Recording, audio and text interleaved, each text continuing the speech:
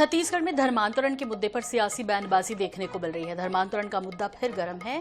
आपको बता दें कि गरियाबंद जिले में एक सभा को संबोधित करते हुए मुख्यमंत्री विष्णुदेव साय ने कहा है कि चंगाई सभा के माध्यम से धर्म परिवर्तन किए जा रहे हैं। कई संस्थाएं और विधर्मी लोग लगे हैं जो सनातन को कमजोर कर रहे हैं। तो वहीं दूसरी ओर छत्तीसगढ़ के पूर्व डिप्टी सीएम टी.एस. सिंहदेव ने धर्मांतरण घर वापसी को लेकर कहा कि चंगाई सभा से धर्मांतरण नहीं होता, उसमें सिर्फ ईसाई समाज के लोग आते हैं। धर्मांतरण का कारण आर्थिक गरीबी। सिंहदेव ने कहा कि लोग अब इस स्थिति में नहीं हैं कि स्वीकार करें और धर्मांतरण हो। धर्मांतरण पर रोक लगनी चाहिए। उन्होंने कहा एक सीमा के अंदर सभी धर्म के लोग अपने धर्म का पालन करें। हालांकि अब छत्तीसगढ़ में किसी एक धर्म से दूसरे धर्म में जाना आसान नहीं होगा। सरकार नए कानून का ड्राफ्ट तैयार कर रही है। नए कानून के तहत जबरिया धर्मांतरण करने वालों को कड़ी सजा मिलेगी।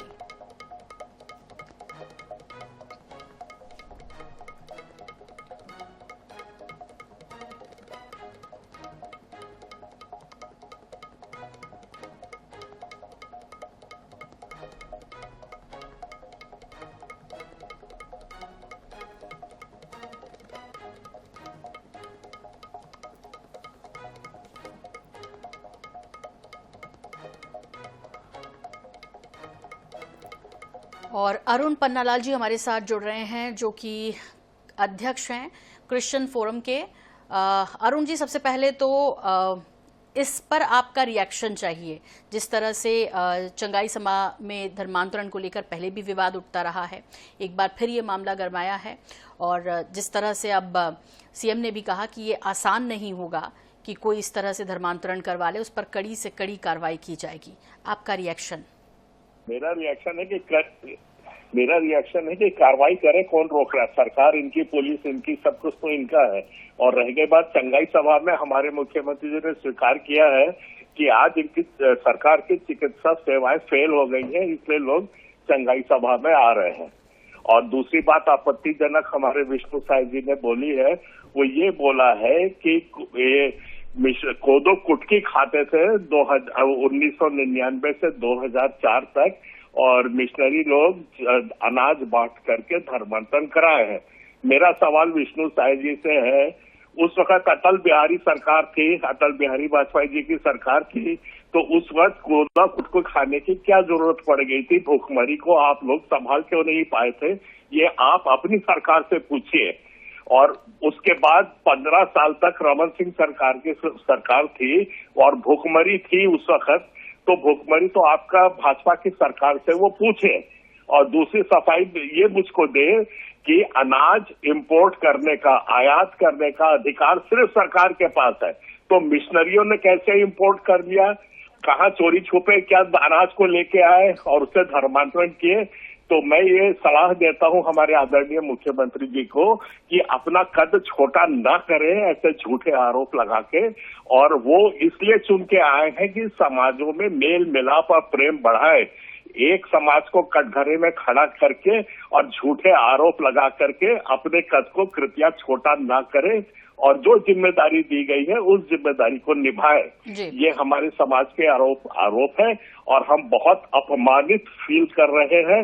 और इनने जो शब्दावली का अधर्मी और विधर्मी जैसे शब्द हमारे समाज में यूज किए हैं, इसका जो कुछ भी विकल्प है, हाँ, कानूनी हो या जो कुछ भी हो, उसके ऊपर हमारा समाज विचार कर रहा है, उसको देखा जाए। जी, यहाँ पर आपसे अरुण जी ये भी जानना है, उन्होंने कहा कि ये सनातन धर्म को कमजोर करने की कुछ संस्थाओं की कोशिश है दरअसल, और उन्होंने ये स्पष्ट कहा, तो इस पर आपका क्या रुख रहेगा? हमारा रुख ये है कि सनातन धर्म 8000 साल से नहीं हिला, तो आज कहाँ से हिल रहा है? तो सनातन धर्म को ना कोई खतरा है और ना हिला है और ना मिटेगा, ये हमारा मानना है। कोई भी धर्म मिटता नहीं, कोई भी धर्म हिलता नहीं। ये सिर्फ अपनी एक राजनीतिक रोटी सेकने के लिए भावना भड़का रहे हैं, जो कि बहुत निंदनीय है। ऐसा नहीं होना चाहिए। सरकार को थोड़ा जिम्मेदारी से काम लेना चाहिए। जी, बहुत बहुत धन्यवाद हमसे बात करने के लिए। अरुण पन्नालाल हमारे साथ जुड़े थे और अध्यक्ष हैं क्रिश्चियन फोरम के, और वो ये कह रहे हैं कि हमारा समाज इस पर विचार कर रहा है। जिस तरह से तीखे शब्दों का इस्तेमाल, और हमारा समाज बहुत आहत है इस बात से जो मुख्यमंत्री जी ने कही है। उन्होंने कहा कि हम इस पर विचार कर रहे हैं कि इसका कानूनी पहलू के तौर पर हम इसमें आगे किस तरह बढ़ सकते हैं। तो आज हमारा आदिवासी समाज में कन्वर्सन कम हो गया है। बल्कि दूसरे समाज में बढ़ रहा है। जो समाज आदिवासी से थोड़ा समृद्ध है, पढ़े लिखे हैं, ऐसे वर्ग में आज धर्मांतरण ज्यादा हो रहा है। और कहीं न कहीं ये चंगाई उसका एक माध्यम बना है। लेकिन आज ऐसे कितने विधर्मी लोग लगे हुए हैं, कितनी संस्थाएं लगे हुए हैं जो देश को कमजोर करना चाहते हैं, जो सनातन को कमजोर करना चाहते हैं। और विशेषकर हमारे ट्राइबल क्षेत्र में, जनजातीय क्षेत्र में हमारे लोगों को बहकाने का काम चल रहा है कि आदिवासी हिंदू नहीं है। और आज कहीं न कहीं हमारे जो धार्मिक आस्था के केंद्र हमारे सनातन के देवी देवता हैं, उनसे हमारे जनजातीय समाज को दूर करने का जो कुत्सित प्रयास हो रहा है, इस पर भी आप लोगों का ध्यान जाना चाहिए, आप लोगों का मनन और चिंतन होना चाहिए। उनको सद्ज्ञान आप लोगों के तरफ से मिले तो मैं समझता हूं आज ये जो कुत्सित प्रयास ऐसे विधर्मी लोगों के तरफ से चल रहा है, उसमें निश्चित रूप से मतलब ब्रेक लगेगा। उसमें वो कर नहीं पाएंगे, सफल नहीं हो पाएंगे। तो ये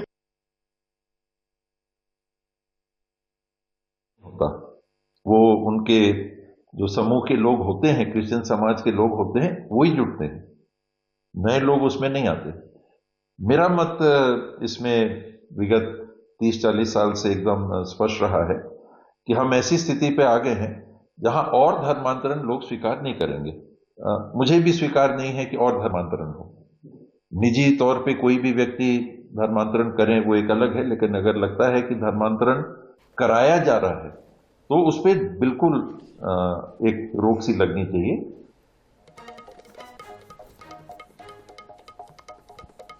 और इस वक्त हमारे साथ जुड़ रहे हैं दीपक साहू जी, जो कि अध्यक्ष हैं युवा हिंदू महासभा के। और आपसे समझना है दीपक जी कि जिस तरह से अभी हमारे साथ अरुण पन्नालाल भी जुड़े थे और जो कि अध्यक्ष हैं क्रिश्चियन फोरम के, उन्होंने स्पष्ट कहा कि इससे हम आहत हुए हैं। चंगाई सभा में किसी तरह का कोई धर्मांतरण नहीं होता है और हमें जिस तरह से अधर्मी कहा गया है ये बिल्कुल गलत बात है और अपनी कमियों को छुपाने के लिए ये सब कर रहे हैं। कहीं से दूर दूर तक कोई सनातन धर्म पर किसी तरह का कोई संकट नहीं है, उन्होंने कहा। जी देखिए, ये तो सरासर ही सफेद झूठ है ये कि धर्मांतरण नहीं होता करके। आज हमारे छत्तीसगढ़ में सबसे ज्यादा धर्मांतरण का मुद्दा देखा जाता है। जिस तरह से ये चंगाई सभा जो है किसी का मतलब बीमारी के नाम से जो है लोगों का, हमारे इसमें खासकर हिंदू धर्म के लोग ज्यादा प्रभावित होते हैं कि जो गरीब तबके के लोग होते हैं, जिसको किसी न किसी भी लोभन या प्रलोभन से बीमारी ठीक करने की बात करते हैं। बाकी ये बीमारी ठीक नहीं करते, ये पूरी तरह से धर्मांतरण करते हैं और हमारे सनातन हिंदू धर्म को पूरी कमजोर करने की इनकी पूरी ये परंपरा चलती आ रही है। इनकी संख्या हमारे भारत देश में 4% है। आज आप उठा के देखिए इनकी संख्या कितनी बढ़ रही है तेजी से। तो ये सब सारे कहाँ से आ रहे हैं? ये वही हिंदू है जिसको धर्मांतरण करवा रहे हैं। तो ये धर्मांतरण से ही अपने जो संख्या बढ़ाने के जो काम कर रहे हैं, ये बिल्कुल सरकार से कहूंगा, राज्य सरकार से हमारे, इनको पूर्ण तरीके से इनको प्रतिबंध किया जाए। क्योंकि ये आज अगर ये बंद नहीं करेंगे तो कल आने वाले हमारे भारत देश की जो संस्कृति सभ्यता है उस पर घात करने का काम हो जाएगा। आज आप पाकिस्तान देख लो, चाहे बांग्लादेश देख लो, जहाँ जहाँ अल्पसंख्यक उनके ऊपर अत्याचार हो रहे हैं, लेकिन हमारे भारत देश में तो इनको फलने फूलने के लिए मौका दिया जा रहा है। ये पूरी तरह से भारत देश के अंदर और देश नहीं, लेकिन जिस बात को डिसएग्री अभी अरुण पन्नालाल ने किया, उस बात को के साथ हैं टीएस सिंहदेव, पूर्व उप मुख्यमंत्री छत्तीसगढ़। देखिए, कांग्रेस की जो विचारधारा है वो तो पूर्ण से ही जो है हिंदुत्व के विपरीत है। ये कभी हिंदुत्व के लेके ये कभी समर्थन नहीं करते। तो कांग्रेसी नेताओं के बयान को हम जो है पूरी तरह से खारिज करते हैं कि धर्मांतरण नहीं होता बोल रहे हैं। धर्मांतरण कहाँ नहीं होता बताइए? टीएस सिंह जी जो रहते हैं, जिस जगह पे रहते हैं, जसपुर है या फिर जो भी सरगुजा संभाग में, तो वहाँ भी जोर शोर से धर्मांतरण हो रहा है। आयो दिन मीडिया से, आपके मीडिया से हमको सूचना मिलती है, टीवी से देखने को मिलता है कि धर्मांतरण जोर शोर से हो रहा है, किसी न किसी प्रकार से होता है, चाहे वो बीमारी के नाम से हो, चाहे लोभन हो, चाहे प्रलोभन हो। गरीब तबके के जो लोग होते हैं उनके बिलासपुर में अभी पकड़ाए थे अभी पास्टर इनके, ये सारे जो है ये झूठ बोलते हैं, ये राजनीतिक के ये करते हैं अपने वोट बैंक साधने के लिए, ताकि इनका एक जो गुच्छा वोट होता है जो ईसाई समाज का, ये पूरा कांग्रेस को जाता है। तो ये पूर्ण पूर्ण रूप से ये बिल्कुल गलत बोल रहे हैं ये टीएस बाबा जी। ठीक है दीपक जी, आखिरी सवाल। अरुण पन्नालाल ने यह भी कहा कि अब इसमें कानूनी पहलू क्या हो सकता है, हम इस तरफ भी विचार कर रहे हैं, हमारा समाज इसमें सोच रहा है। जिस तरह से भरे मंच से हमारा अपमान किया गया, हमारे समाज का अपमान किया गया, हमारे धर्म की बात की गई है, हम आहत हैं इससे। देखिए, अपमान तो सनातन धर्म का हो रहा है, घात तो हमारे सनातन हिंदू धर्म के लोगों के साथ हो रहा है।